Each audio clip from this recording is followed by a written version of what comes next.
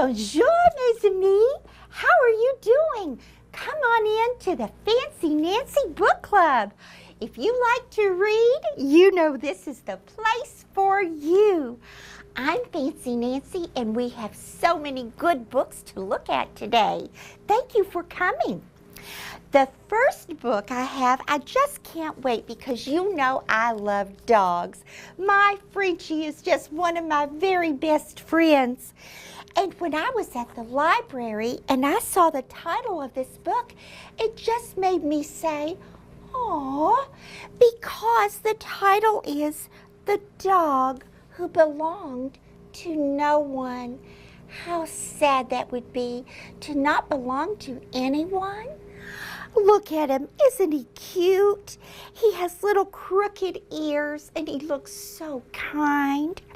The author of this book is Amy Hest and the illustrator is Amy Bates.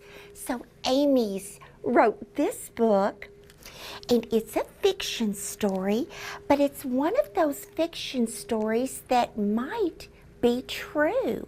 And when we have a book like that, it's called realistic fiction. Realistic, which means maybe it didn't happen just this way, but it could have. Let's look and see what's happening. Oh, get ready. It's such a sad page. Here's our little friend, and he's looking through a fence at boys playing baseball, and we can't see his face, but if we could, I bet it would look like this, because he just looks like he just loved to play. And look here, on the ground by him are some baseballs. You see, this little dog tries to be helpful every day, and he finds baseballs that have been hit into the woods, and he brings them back by the fence so the boys can find them. But they're so busy with their game. You know how boys are when they're playing sports, and they don't even notice our little friend. There is another character in this book that the author introduces us to, and I like the way they describe our girl. Her name is Leah, and they describe her as a wisp of a girl. Now, a wisp is just the most tiny, faint thing there could be, like a little poof of air. Is a wisp? That's a very fancy word. So what do you think a wisp of a girl would look like? Well, here's Leah, and she's not very big. She's what we might call skinny. But didn't the author say that fancy by calling her a wisp of a girl? She's working in this picture. She lives with her mother and father, and they have the most wonderful job. They are bakers, and through the window you can even see they have made a wedding cake. But Leah's job in the family is to deliver the fancy cakes and breads that her mom and dad make. She's kind of alone too. She's an only child, and you know, when an author introduces a little dog and then introduces a little lonely wisp of a girl, our brain starts thinking, what's going to happen to connect those two? Do you think they will be connected? Well, let's look and see if we can find any hints. Well, here's our little friend when night comes, and he tries to run away from the night, just like sometimes we try to run away from our problems. And here he is in the corner, all huddled up. He's wishing for a warm place and not to be lonely all by himself. This looks like a scary place to try to sleep.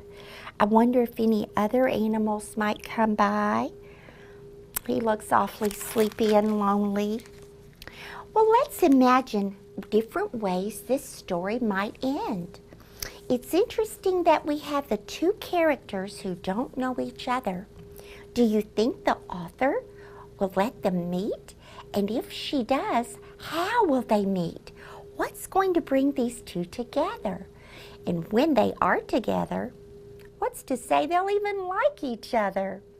Well, you'll have to read the book to find out.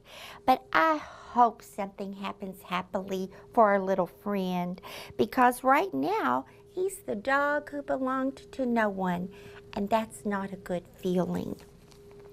Our next book is also about an animal, but it's funnier. And it's the kind of fiction I don't know if it would be realistic. The title kind of gives us a hint that maybe it isn't realistic. The title is The Cow That Laid an Egg. And look at this egg. It's a polka dot egg that has spots just like the cow. Have you ever heard of a cow laying an egg? I hadn't until I read this book by Andy Cutbill, and Russell Ato drew the pictures. Let's see what's going on at this farm. It sounds kind of crazy. Well, here's our friend, Marjorie. She's back here and she's talking to the chickens. And here are all the other cows on the farm. And look at them. This cow in the front is riding a bike. And there are cows doing gymnastics here, making a big tower or a pyramid. And all the animals look like they have some talent. But Marjorie is down in the dumps. That's a fancy way of saying she's sad because she doesn't feel special. Oh, that's a sad feeling. I always want to feel special, and I want to stand out. That's why I wear my fancy clothes. But everybody likes to feel special. Poor Marjorie, she's just an ordinary cow. But you know, her friends, the chickens, they're kind of concerned about Marjorie, and because they are good friends to her, they would like to come up with something that would make Marjorie feel better. In this picture, we see the chickens in their homes where they roost, and they are all talking like they're sharing an idea. See all these cluck, cluck, clucks all over the page? That's how hens talk to each other. And the author uses a special way to tell us that they are thinking about Marjorie. The author says they hatched a plan. Hatched is a chicken word because chickens hatch eggs, but right now they're hatching a plan. Imagine if you're planning in your brain and all of a sudden you get a bright idea and it goes pop and it comes to life. That's kind of like hatching a chicken that comes to life. So what plan are these chickens coming up with? Oh, before we leave the page, let me show you there's one clue. This little chicken right down here has a little paint brush. That's our clue. Well, the next morning when Marjorie wakes up, she wakes up with a big surprise, and the illustrator shows Marjorie with a big surprised face. Look at this picture. Oh my goodness. It's like she's jumping up into the air. She's screaming. Look at that big mouth, like a tunnel you could go down in. And her eyes are broad and her eyelashes are sticking out and her tail is all curled up. And she's surprised because she thinks she laid an egg. She thinks she did it. Now we know maybe she had some help, but Marjorie is so surprised and happy because she's done something no other cow has ever done before. What's going to happen when the farmer sees the spotted egg? Just imagine if something like that happened in your town. the news would come. The CNN people and the cameras, and they would be interviewing the farmers and all the people about the special cow that laid an egg. What would the other cows think? Would they feel left out now? What are the chickens going to think when the egg starts getting all that attention? This story could end up so many ways. I love the possibilities. Isn't that a fancy word? Well, you can imagine how it might end, but to find out for sure, you need to read the book, The Cow That Laid an Egg. And then I saw another interesting book about an animal. It's really more like, well, it's not an insect, I learned when I read the book. It's called Diary of a Spider. And I learned that spiders are not insects. Insects have 6 legs. Spiders have 8. And they have a beautiful word that is what they are. It's called arachnid. Isn't that an interesting, fancy word for a spider? Now, do you have a diary? Oh, do you know what a diary is? Oh, it's a special private book. And I have had diaries before. Diaries are secret where you can write your thoughts and wishes and things you do that day. And if you choose, you can keep it a secret. Some diaries even have a lock on them where you can keep your private thoughts and no one can open the diary. So what would a spider write in a diary? Well, let's just see. If the author sounds familiar to you, Doreen Cronin, maybe you remember that author from Click Clack Moo, Cows That Type. She wrote that funny story, so we know this one's going to be good too. And Harry Bliss drew the pictures. And oh, I wish I could show you every page because the illustrations are just delightful. But I'll show you some of my favorites. On this particular day in the diary, you see at the top it has the date because in the diary you put the date and the year of when you're writing, so when you get older you can look back and remember what you did on those days. Well, on this particular day the spider is at spider school, and here is a firefly using his tail to light up the school. Here we see an old spider who is the teacher, and she is teaching the spiders about a special drill that they have to have at school. You know how we have fire drills and tornado drills at our schools? Guess what kind of drills spiders have? Vacuum cleaner drills.